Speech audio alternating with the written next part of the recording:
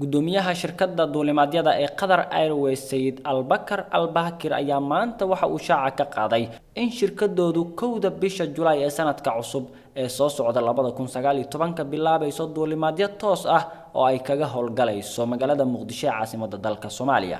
Safiirka Soomaaliya u jooga dalka Qatar Cabdirasaaq Faarax Cali ayaa sheegay in gudoomiyaha shirkadda duulimaadyada ee Qatar Airways uu qorshahan ku xaqiijiyay kulan isaga iyo ra'iisul wasaaraha Jamhuuriyadda Federaalka ee Soomaaliya Mudane Xasan Cali Khayre maanta ku dhexmaray magaalada Doha ee caasimadda dalka Qatar. Bismillahir Rahmaanir Rahiim. Ra'iisul wasaaruhu wuxuu la kulmay saacad ka hor wax ka yar saacad ka hor wuxuu la kulmay gudoomiyaha shirkadda Qatar Airways Sayid Akbar Albakir waxaana ka wada hadleen xilliga ay u qorsheeyeen in duulimaadka Qatar Airways ay ku bilowdo Doha Muqdisho duulimaad ah oo toos ah.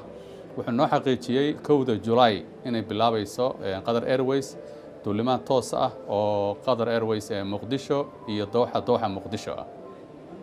sidaad ogtihiin Qatar Airways waxay ku jirtaa sharikadaha caalamka ugu connectionka badan ama meelaha ay tagaan stationada ay tagaan sharikadaha ugu ballaaran bay ku jirtaa. marka wax weyn ayay u tari doontaa diasporaha Soomaaliya ama qurba joogta Soomaaliyeed inay dalka yimaadaan kuna noqdaan wadamadii ay ku noolaayeen. insha Allah taala wax weyn bay ka bedeli doontaa xiriirka isgaarsiinta dhinaca hawada ee Soomaaliya iyo caalamka intiisa kale.